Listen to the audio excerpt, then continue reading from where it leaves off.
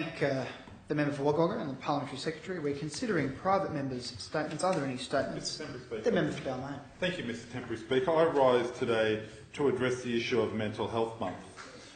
As you know, this is the first opportunity since the end of October for us to be in this place, and I wanted to take this time to stress the importance of understanding, engaging with and supporting all of those with mental health issues, as we know that in Australia over 40% of people will experience a mental health disorder at some point in their lifetime.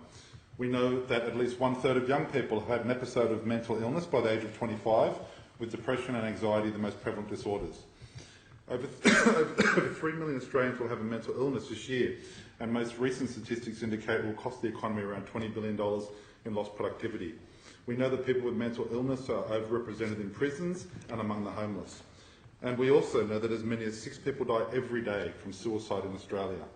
This country is still failing those suffering from mental illness.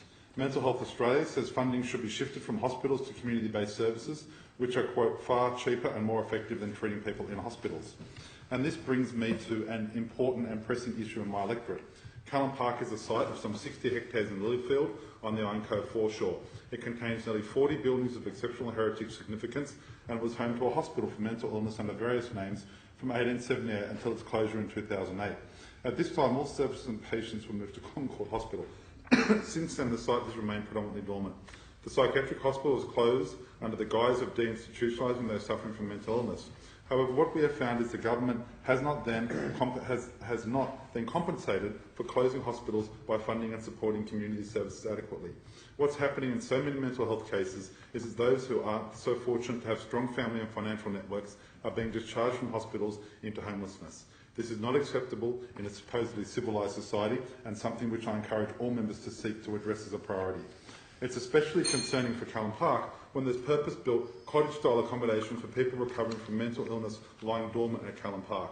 Ignored, this jewel of Sydney, as described by the Financial Review, has been the subject of attempts by various Labor governments to subdivide, to sell, to develop, all of which were defeated with the support of widespread public campaigns.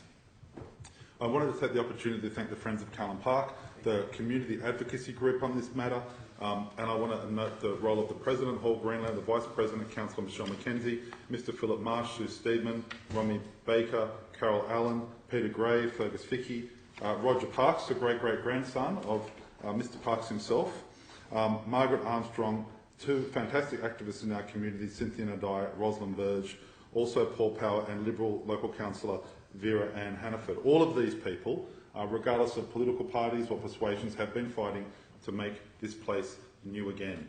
In 2011, stakeholders, community representatives and local government presented the Minister for Planning and Infrastructure with the Callan Park Master Plan.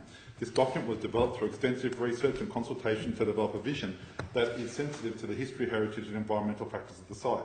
The Master Plan provides for a trust. The Master Plan, of course, was specified in the Callan Park Act, and as the former state Labor government failed to do the master planning process, Leichhardt Council took that up. It provides for a trust with strong local and independent representation to manage the site and aims to foster mental health community educational uses while protecting the character and heritage of the parkland. One of the significant and important recommendations made by the master plan is for a focused wellness centre for those transitioning from acute mental health care.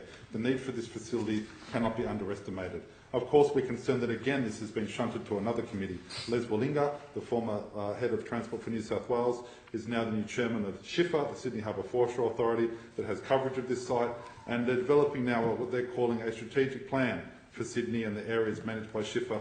What I call here on today for the Minister for Planning, let's not put this matter off for yet another investigation. It was in 2011 that the Planning Minister was given the Master Plan. This is a win-win opportunity for this government. The Coalition has had a very good position on Callan Park, and it's a position where the Coalition could reap the benefits of a positive outcome in line with the Master Plan. And I encourage the Minister to continue to consider that.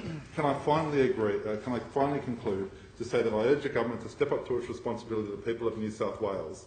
And after 3 years of inaction, it's time the government of this state adopted and implemented the award-winning Master Plan for Callan Park.